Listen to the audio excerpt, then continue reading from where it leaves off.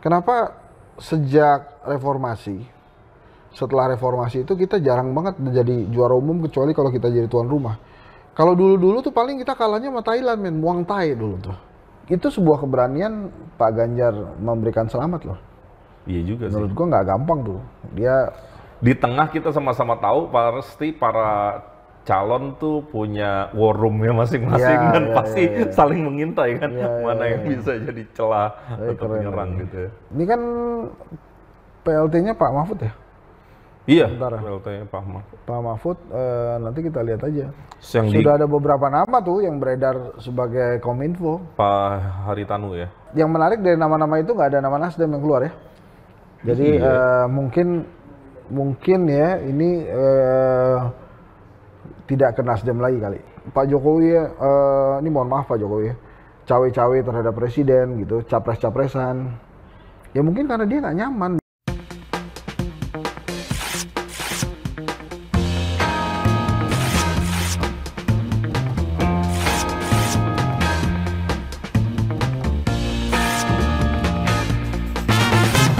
Indonesia. Indonesia. Yeay! Keren ya? Edisi juara. Yoi. Sepak bola Indonesia juara. Perolehannya juga kalau nggak salah setelah sekian lama ini yang paling gede ya. Paling gede, paling bagus, tapi gua pribadi emang ngelihatnya mestinya kita kupas lagi. Artinya kita kupas lagi itu cabang-cabang Olimpik kita itu berjaya atau tidak. Karena Iya juga. standar dunia kan, kayak misalnya atletik tuh berapa kita dapat medali emas, renang tuh berapa dapat medali emas gitu ya, kalau gua nggak salah 3 apa 5 gitu lah. Nah, Bukannya kita harus ngupas justru 6 cabur lokal kita menang berapa? Oh enggak kayak gitu. enggak, karena ya itu SEA Games itu kan trikinya si tuan rumah tuh punya cabang-cabang olahraga yang bisa dia pilih gitu. Yang menurut mereka bisa, membuncah kan. Kita sempat lihat Kamboja sempat di peringkat pertama tuh 3 hari atau 4 hari pertama waktu itu. Terus yang menurut saya sih hebat ya Vietnam ya. Iya. Berkali-kali bisa melampaui kita tuh. Jadi kalau kita sekarang berada di peringkat ketiga, gua nggak mau bilang, walaupun di CNBC bilang melampaui target, tapi peringkat ketiga adalah peringkat ketiga, bukan juara umum.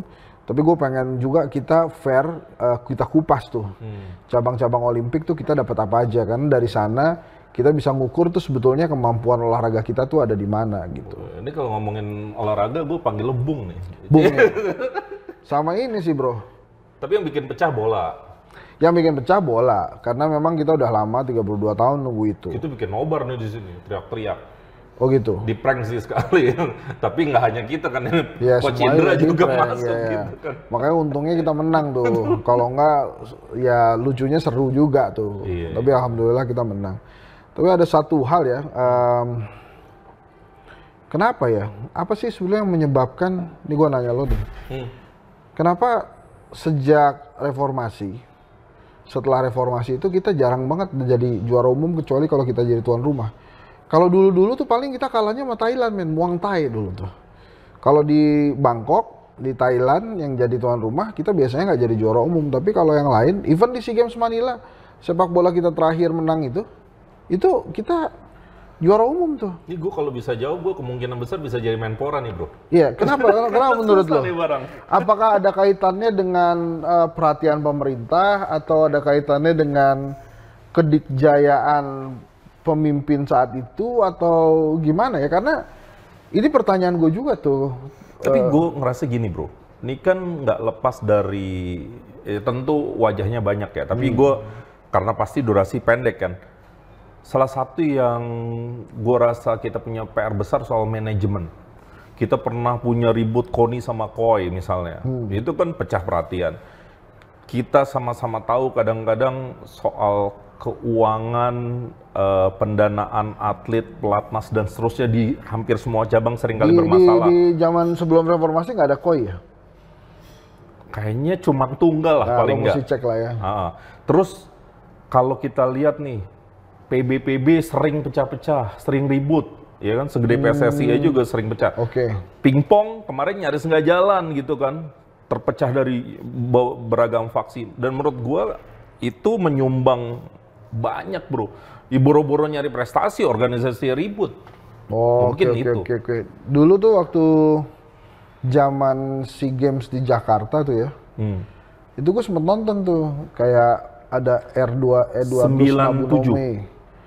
Gue lupa, enggak. Itu kelihatannya 87-an lah gue nonton itu. Itu gue inget banget waktu itu ada pelari Filipina ya, perempuan terkenal tuh, namanya Lydia De Vega apa siapa gitu ya. Itu gue punya tanda tangannya tuh Eduardus Nabunome sama si De Vega itu. Jadi gue diajak bokap gue almarhum, nama nyokap gue, nonton di Istora waktu itu, atletik gitu. Gue seneng juga tuh waktu itu. Dan waktu itu kan hype-nya secara nasional menyeluruh ya, karena TVRI, TV Lo itu cuma satu-satunya TV dan dia menyiarkan langsung tuh. Jadi kita mau nggak mau emang kita nonton. Tapi memang sejak reformasi itu kita nggak pernah lagi juara umum selain pada saat kita jadi tuan rumah ya. Mungkin di tengah kita punya banyak masalah, negara lain kayak Vietnam tumbuh terus kali bro. Ya, itu makanya Vietnam tuh luar biasa. Iya kan, ekonominya kan juga bagus kan, Vietnam stabil apa segala macam. Thailand sih bagus di hampir di semua cabang ya. Nah, menurut gue itu juga jadi bahan evaluasi tuh, terutama yang tadi gue bilang, cabang-cabang Olimpik tuh kita dapat emasnya berapa banyak. Bola sih ya gue ikut happy juga, seneng juga. Apalagi, gue di congratulation juga nih Pak Erik nih kan, Ketua Umum PSSI 32 tahun. Dia berhasil mempersembahkan emas gitu ya. Walaupun wajar juga sih netizen, ini berlebihan nih sambutannya sama tim sepak bola. Karena kan ya banyak juga yang lain dapat emas ya. Walaupun sayangnya jadi memang ditunggu-tunggu sih, bulu tangkis, volley. Kita juara juga kalau nggak salah tuh, volley basket putra, putri. Basket putri ya. Basket putri renang banyak nyumbang juga. Nah, salah satu atletnya agak-agak upset lah, kesel juga gitu kan, viral juga gitu ya. Maksudnya kok seakan-akan nggak berharga kemenangan. Iya, semacam itulah. Makanya kan nggak ikut rombongan dan seterusnya. Tapi ya itulah euforia ya, kadang-kadang kan nggak semua happy ya kalau euforia terjadi. Ya sebetulnya sih perlu kebijaksanaan juga ya. Iya. Perlu kebijaksanaan juga. Ya kalau ada yang upset ya menurut gue wajar sih. Karena kan ini bukan pertandingan satu cabang olahraga ya. Ini pertandingan macam-macam. Tapi itu tadi tuh menurut gue kita bisa kupas lagi ya. Itu pertanyaan gue pertama, kenapa sejak reformasi kita belum berhasil lagi jadi juara umum kecuali pada saat kita jadi tuan rumah. Terus yang kedua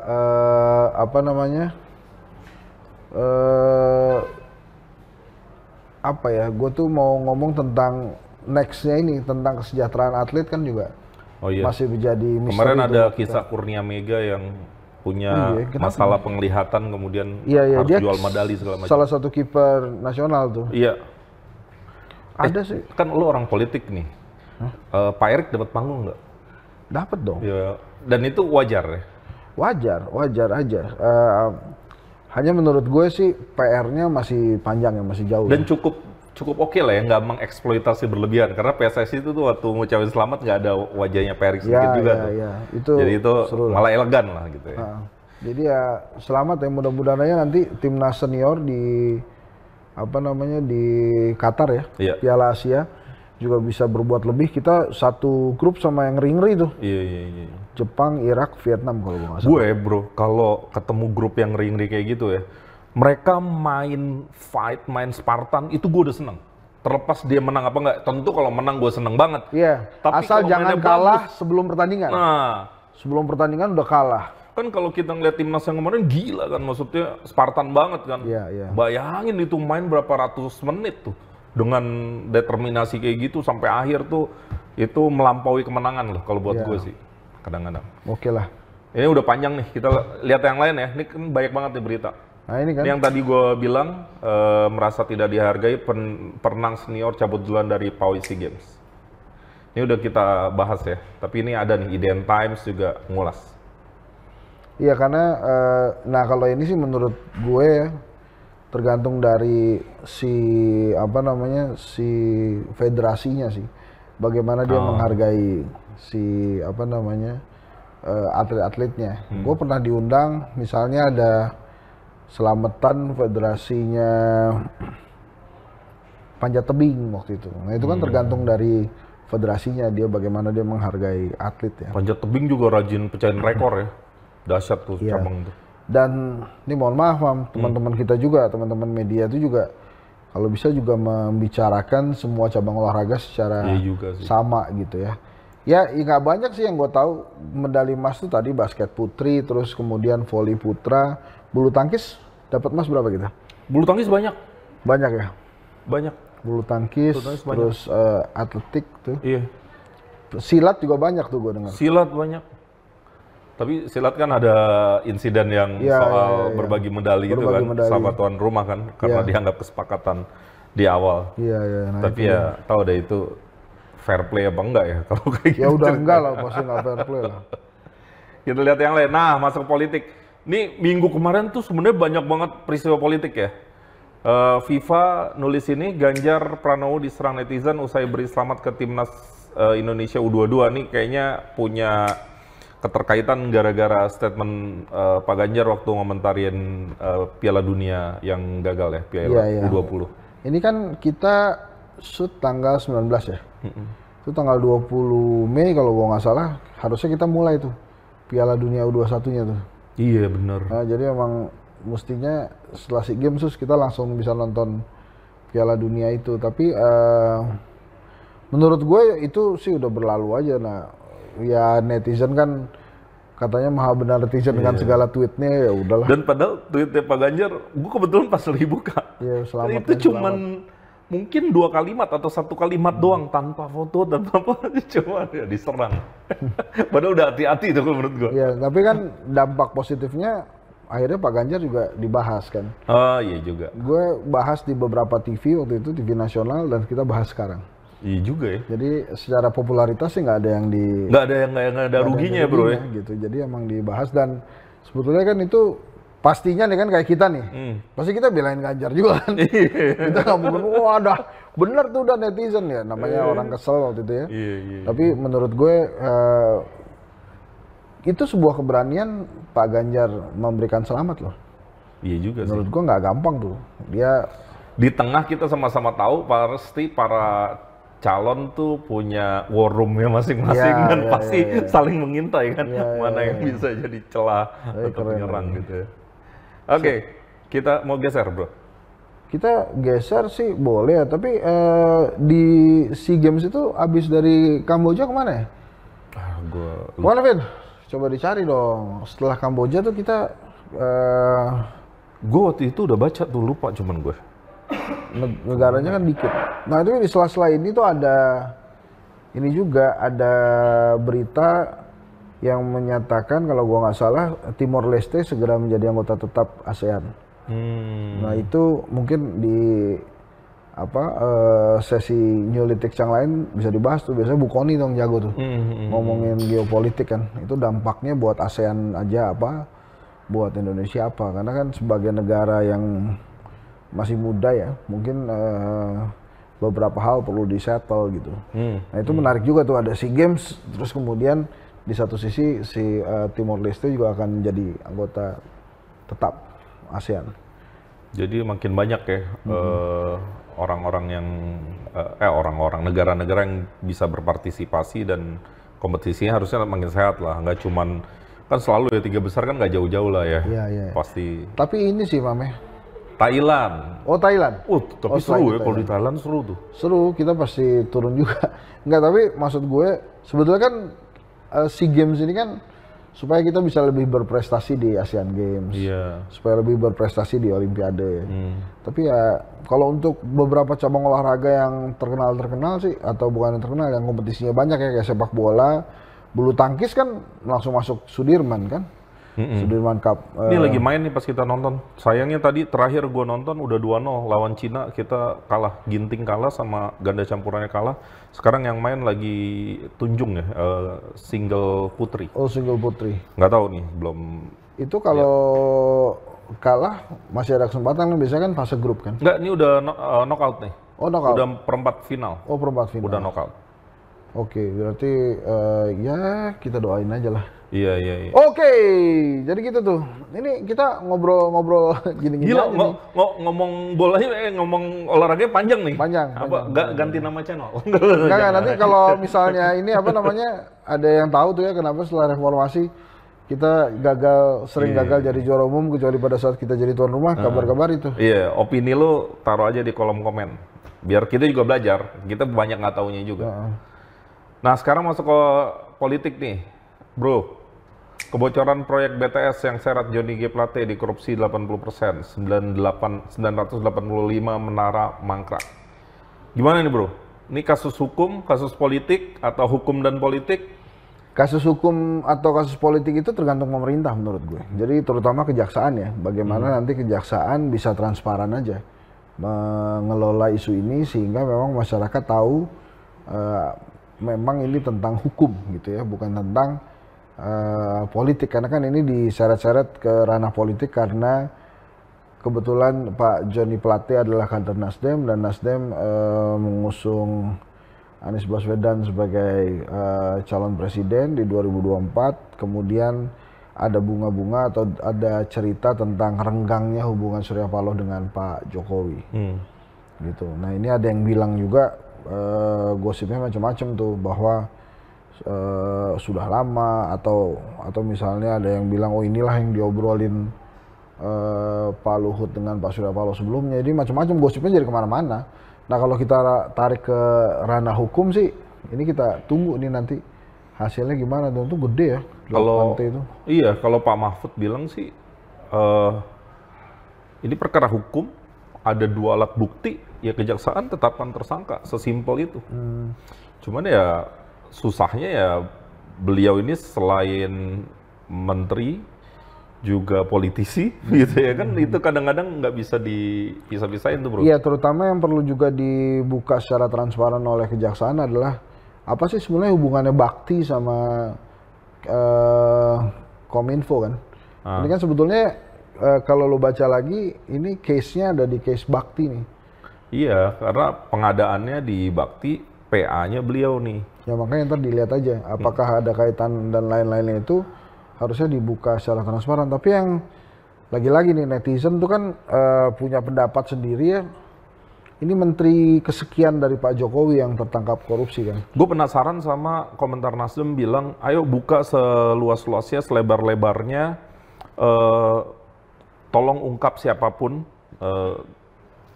Nah ini kan berarti kalau Nasdem berani ngomong kayak gitu, berarti sebenarnya ada informasi lain yang harusnya mungkin bisa ditelisik lebih jauh. Justru kalau kita lihat perlakuan Nasdem ya, ini kan sekjen kedua ya setelah Rio Capella. Waktu itu Rio Capella tuh langsung dipecat tuh.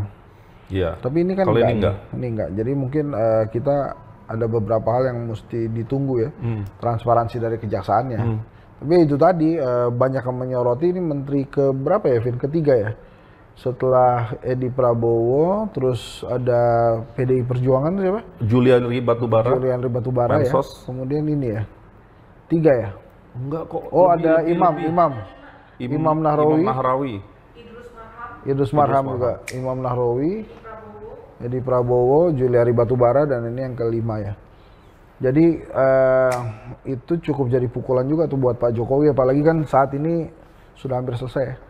Pak Jokowi sebagai presiden mungkin setahunan lagi ya, setahunan lebih lah ya, itu bisa menjadi evaluasi tuh buat Pak Jokowi. Nah ini berarti habis ini ada reshuffle mungkin? Ya harus ya, nggak mungkin PLT terus kan? Ya tergantung presidennya sih, kalau presidennya nyaman boleh-boleh aja kan. Tapi PLT kan harusnya nggak lama bro, tapi iya juga kan ya. Terserah presiden bro. Iya juga sih. No, ini kan PLT-nya Pak Mahfud ya? Iya, PLT-nya Pak Mahfud. Pak Mahfud, nanti kita lihat aja. Yang sudah ada beberapa nama tuh yang beredar sebagai Kominfo. Pak Haritanu ya? Ada, oh enggak, kalau Perindo isunya Wamen. Kominfo. Pak Haritanu? Bukan Pak Haritanu, orangnya Pak Haritanu kali. Terus ada nama Wisnu Tama juga. Kemudian ada nama Wamen Desa, Budi Aristiadi. Ada nama tamu kita, Budiman Sujatmiko Oh ya? yang akan mengisi. Kemudian juga ada nama Pak Kapolri, Listio Sigit, juga katanya salah satu dari beberapa nama yang beredar untuk menggantikan posisi Joni Plate. Nah ini yang menarik dari Henry nama. Satrio nggak ada tuh? Belum bro, belum. Pak Jokowi. Pak Jokowi saya on call Pak, izin. Ya, kalau Pak Jokowi maksa ya saya siap lah. Maksa. Tapi yang menarik dari nama-nama itu nggak ada nama Nasdem yang keluar ya. Jadi mungkin ya ini tidak ke Nasdem lagi kali ya. Tapi ini menarik ya bro, gara-gara lo nyolek cerita Nasdem itu. Kita pengen tahu ya, Nasdem ini akan dikurangi satu saja Pak Joni, Pak Joni Plate pengganti tidak dari Nasdem, artinya Menteri Pertanian dan Menteri KLHK tetap on board, atau tiga-tiganya nanti akan di reshuffle ya? Kalau semua sih, ini gue sebagai pengamat ya. Iya. Kalau semua sih enggak kemungkinannya, karena itu justru akan menguntungkan Nasdem tuh. Jadi dia dalam usaha perjuangan kemudian dizolimi gitu. Iya. Nggak tahu ya, semua ini kan tergantung, soalnya kalau menteri ini mudahnya ya, bukan susahnya, ini mudahnya itu memang benar-benar terserah presiden. Kalau presiden nyaman ya udah, nggak diganti juga nggak apa-apa gitu. Nah makanya seru juga nih gosip-gosip calon yang menggantikan ini, tapi dari beberapa yang gue dengar nama-nama itu beredar nggak ada nama dari Nasdem gitu. Jadi mungkin akan berubah nih skema atau Pareto dari Menteri Nasdem yang ada di pemerintahan Karena Pak Jokowi. waktu Bang Surya konpres tuh ini ya, yang di line depan tuh kan benar-benar ada Menteri KLHK dan Pak semuanya ada. Menteri Pertanian. Iya. Itu Jadi memang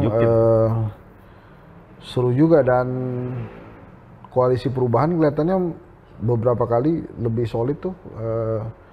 Di HUT-nya PKS juga rencananya akan hadir semua para ketua umum partainya. Jadi hal ini memang ya mengubah situasi politik aja sih kelihatannya gitu. Apakah kemudian nanti pas reshuffle Pak Jokowi akan menggantikan menteri-menteri yang lain, kemudian mengisi kursi wamen?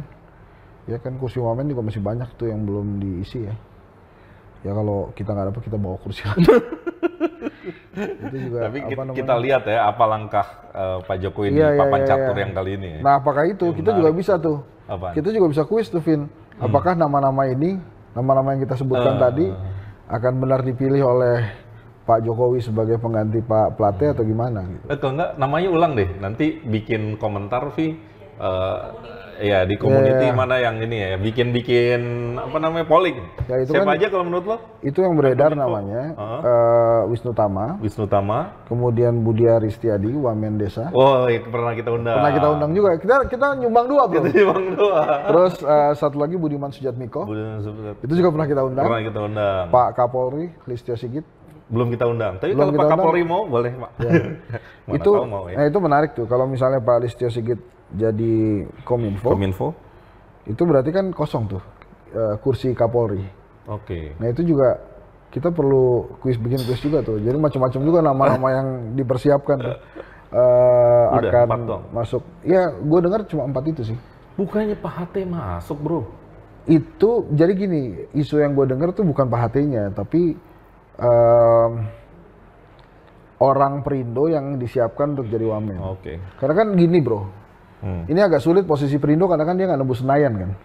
Oh iya. Jadi dia koalisi pemerintah, iya, tapi nggak nembus Senayan. Biasanya jatahnya tuh jatah wamen. Ya kayak PSI. Iya kayak PSI. Dia kan juga udah dapet tuh di wamen pariwisata ya. PSI? Enggak, Perindo. Oh iya. Nah, terus PSI kan dapet di wamen tanah. Iya, ATR BPN. ATR BPN gitu ya. Ya kita lihat aja tuh. Apakah nama-nama itu beneran naik, karena katanya agak besar juga tuh, katanya Pak Muldoko akan menggantikan, akan masuk juga gitu. Terus kemudian ada KSP sih ya bentar. Ya makanya nanti berarti kan ada KSP juga gitu kan, Imam Priyono gitu. Terus ya nggak tahu lah, itu kan gosip ya, namanya gosip politik ya. Dan bisa juga itu nggak kejadian karena Pak Jokowi biasanya kalau kita udah mulai nebak-nebak nggak diikutin sama dia. Itu. Iya. Malah nggak diikutin sama dia. Dia ingin menunjukkan bagaimana dia independen gitu. Menarik. Tebakan gue tuh bener kalau nggak salah cuma berapa kali ya. Salah satunya waktu Sandi masuk kabinet tuh, gue nebak, oh setelah Prabowo pasti Sandi masuk kabinet. Bener. Gue pengen nanya doang. Kalau nggak salah gue baca tuh, Pak Sandi tuh masuk kabinet bukan call-nya Gerindra ya? Katanya call-nya Pak Jokowi. Katanya call-nya Pak Jokowi. Ini juga gosipnya salah satunya kalau jadi kabinet dia juga akan diputar tuh. Ke beberapa. Ini Pak Jokowi boleh nggak sih saya ngomongin gosip sini? Kan kita ngobrol doang. Ujung-ujungnya kan prerogatif beliau. Iya, tapi ntar kalau begitu salah kan kita salah banyak gitu. Kalau prediksinya banyak, kita salah banyak. Nggak enak ya? Ntar lo berisik doang lo gitu kan. Lah emang namanya berisik bro. Nah, ya makanya tuh keren. Tuh, Vianney tuh nyari tuh. Haritanu ini dari kompas.com, Haritanu Sudibyo siap jadi Menkominfo bila ditunjuk Jokowi. Kan kode itu bro. Dan udah dipanggil juga ke istana ya. Walaupun Pak Jokowi udah berkali-kali ya, nggak semua yang dipanggil ke istana itu. Itu belakangnya keren tuh, Pak TGB tuh. Pak TGB. Ini orang baik banget tuh. Masya Allah. Ini juga berita sendiri nih. Tamu kita jadi waketum. Tamu kita jadi waketum. Jadi calon anggota legislatif. Siapa? Yusuf Mansur. Oh iya. Jadi bagi para politisi, kami tuh sudah melahirkan banyak kandidat loh sebetulnya. Jadi kalau mau jadi kandidat minimal ya, silakan kontak Vianney nih, bisa jadi tamu di Berisik. Tadi kita udah sebutin ya, ada Budi Aristiadi, ada Budiman Sujatmiko, ada Yusuf Mansur. Bahkan Pak Mahfud aja dapat PLT sekarang. Itu tamu kita juga gitu ya. Muhammad Al-Khatiri saudara-saudara yang kelihatan ini. Pak Mahfud jadinya cawapres gitu kan? Ya itu makanya minimal kandidasi itu oke lah di Berisik ini ya. Walaupun kita kelihatannya bercanda-bercanda, tapi percayalah ya ada riset kecil-kecilan gitu ya untuk undang orang ya. Siapa lagi tuh ya yang pernah kita undang heboh-hebohan ya? Anies Baswedan lah jelas tuh kan udah jadi cawapres juga dia kan. Jadi Noel nih mungkin. Noel ya, itulah. Ya kita lumayan banyak lah. Jadi silakan kalau ada yang berminat nanti. Karena kita ternyata ditonton ya. Lumayan. Dan itu bisa jadi referensi juga. Oh ternyata hebat-hebat juga nih tamu-tamu Berisik. Kita punya satu lagi nih soal musra. Nih gaweannya sahabat kita juga nih. Musra. Oh iya Budi Aristiadi itu juga. Enggak nih, ini gue banyak bingungnya sih musra ini. Kenapa bro? Gue sebutin ya, kebingungan pertama gue. Pak Jokowi kan kader PDI Perjuangan ya. Iya. Mestinya seharusnya ya, dia nggak nerima tuh rekomendasi musra tuh, yang ada calon presidennya. Mestinya yang dia terima tuh calon wakil presiden. Kenapa? Sebagai kader PDI Perjuangan. Dia tegak lurus. Harusnya tegak lurus ke Bu Mega kan. Iya. Jadi Bu Mega udah tunjuk calonnya gitu. Mestinya Pak Jokowi dengan lantang di situ mengatakan bahwa sebagai kader PDI Perjuangan, calon presiden saya adalah Ganjar Pranowo gitu. Ini oke, saya terima, tapi disebutin dulu gitu. Nah kalau gue pribadi sih sebaiknya nggak usah diterima. Yang diterima itu wakil presidennya. Terus kemudian catatan kedua gue tuh sebetulnya kan ini menjadi momentum bagus ya buat perubahan di partai politik. Jadi gue setuju tuh, ada teman gue Prof. Robi bilang kalau konvensi dilakukan oleh partai politik, musrah ini nggak perlu lagi karena kita sudah menjaring nama-nama dari bawah gitu. Memang musrah bagus, tapi ternyata dia bertindak sebagai partai politik di ujung. Mestinya kan, menurut gue ya, harusnya dia paparin aja tuh semua. Ini loh nama-nama yang pernah masuk di musrah kemarin. Gitu masalah kemudian ini 3 besar itu 4 besar, terserah dia, tapi disampaikan aja semuanya namanya. Nah sekarang kan kita nggak pernah tahu tuh nama-namanya itu siapa aja, yang jelas berbeda dengan lembaga survei kan. Itu Erlangga tidak masuk di nomor 3, tapi di musrah dapat. Bahkan wakil presiden, nama Arsyad Rashid itu muncul. Lucunya, bukan lucunya sih, serunya di politik ya. Arsyad Rashid ini muncul di acara Relawan Nusantara yang di GBK. Arsyad Rashid kalau teman-teman Ketua Kadin. Ketua Kadin. Itu muncul bareng Pak Jokowi. pada saat acara Relawan Nusantara tidak ada anggota Projo yang datang. Nah justru nama Arsyad Rashid muncul sebagai wakil presiden di Projo. Yang gue tahu tuh kalau nggak salah dia muncul di Sumatera Selatan waktu itu namanya.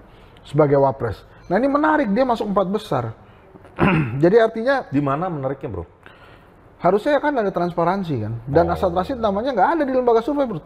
Cari aja lembaga survei mana juga. Nah ini dia ada. Ini waktu itu di challenge juga ya sama Bang Adian. Iya. Lo metodenya apa nih naruh nama-nama ini kan? Nah makanya sayangnya ini idenya bagus, brilliant. Iya sih, Tapi sebenarnya lucu nih, iya, keren nih. tapi dia masuk ke kebiasaan partai politik yang tidak mau transparan.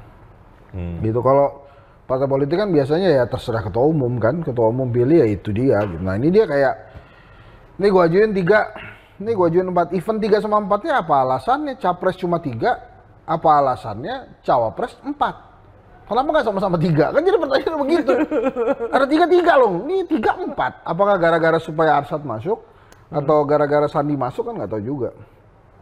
Gitu. Nah akhirnya kan ada gesekan-gesekan dan lain-lain tuh. Kita nebak-nebak nih, jangan-jangan Pak Jokowi nggak ke Ganjar, Pak Jokowi ke Prabowo. Berarti soal KIB atau koalisinya Pak Prabowo itu juga bisa dimaknai macam-macam ya. Bisa seperti kita macem-macem melihat dong. Pak Jokowi ada di Musra gitu ya. Iya, iya. Ini kan kayak gini nih, Sandi bilang, Sandiaga, Musra relawan Projo itu suara rakyat. Lah, partai politik juga suara rakyat, bos. Iya. Memang caranya berbeda. Nah ini menurut gue sih satu hal lagi yang gue lihat ya dari Musra kemarin itu, memang Pak Jokowi nyaman betul dengan relawannya, makanya nggak dibubarin kan itu relawan. Secara politik seharusnya rumahnya dia itu PDI Perjuangan bro. Iya. Tapi kan di PDI Perjuangan dia nggak bisa kayak waktu dengan relawan. Relawan kan satu komando dengan Pak Jokowi. Merah kata Pak Jokowi, merah kata kami. Merah kata Gibran, merah kata kami. Gitu juga tuh dia bilang. Tapi kan kalau di PDI Perjuangan nggak bisa begitu. Tegak lurusnya Ibu Mega. Gitu. Nah kemarin coba nanti dicek lagi kalau gua nggak salah. Nggak ada orang partai itu datang. PDI Perjuangan maksudnya.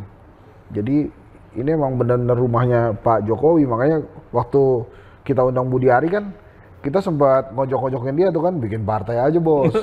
Bukan buat 2024 atau 2029, mungkin bisa 2034. Dan bikin partai itu menurut gue apa ya, bisa menenangkan Pak Jokowi juga, karena setelah dia menjabat dia punya rumah yang bisa bikin dia nyaman. Nah ini kan dengan kondisi kayak gini kita jadi tahu tuh kenapa kemudian dia Pak Jokowi ini mohon maaf Pak Jokowi ya, cawe-cawe terhadap presiden gitu, capres-capresan. Ya mungkin karena dia nggak nyaman, dia agak gampang juga nih setelah gua nggak menjabat lagi sebagai presiden, terus rumah gua mau di mana? Secara politik memang PDI Perjuangan, tapi kan dia nggak dielulukan di PDI Perjuangan. Semua tegak lurusnya kan ada di Bu Mega. Mungkin dia dielulukan salah satu kadar terbaiknya PDI Perjuangan kan, tapi tidak seperti dia dielulukan di tengah relawannya. Menarik ya, langkah beliau nih, langkah Pak Jokowi itu menarik ya, susah ditebak juga ya. Iya, baru ya, dan dia menjaga relawan sampai hari ini ada itu ya memang terlihat betul, dan dia kelihatannya nggak terlalu ambil pusing tuh dengan persaingan yang terjadi dengan antara relawan Nusantara dan Projo ya. Yang GBK versus Istora lah ya. Yang penting ya happy aja gitu. Dia kan kalau tone yang Nusantara ada kecenderungan mirip dengan apa bro? Dengan PDI Perjuangan nggak sih? Enggak, bukan itu intinya. Intinya adalah bagaimana Pak Jokowi nyaman itu. Iya. Dan tetap merawat itu ya. Oh ya, satu lagi catatan gue sih, kemarin waktu di Musra, cara atau gaya pidatonya Pak Jokowi itu nggak seperti biasa. Ini banget ya. Dia teriak-teriak bos. Nah. Itu bukan Pak Jokowi banget. Bukan Pak Jokowi atau banget. Justru itu Pak Jokowi banget di situasi yang nyaman.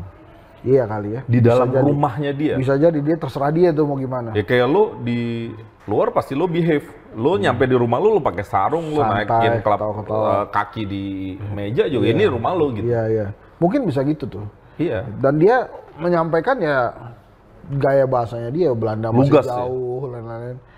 Ya kayak ngobrol biasa aja, karena dia tahu apapun yang diomongin ditepukin tuh relawan. Ya, Bahkan dia begini-begini aja tuh nggak ngomong tuh kan relawan tepuk tangan tuh. Mau nggak tahu tuh relawan yang ngerti apa enggak, tapi kan nggak penting gitu. Ya yang jelas selamat juga lah buat teman-teman Projo, Mas Budiari, Mas Panel Barus ya, berhasil melaksanakan Projo di beberapa kota. Musra ya, Musra di beberapa kota ya, kita lihat aja hasilnya. Terus ada apa lagi tadi tuh? Ini lo aja nih. Menurut lo gimana tuh? Anies bukan capres versi Musra, relawan Jokowi, kata pengamat tidak masuk akal.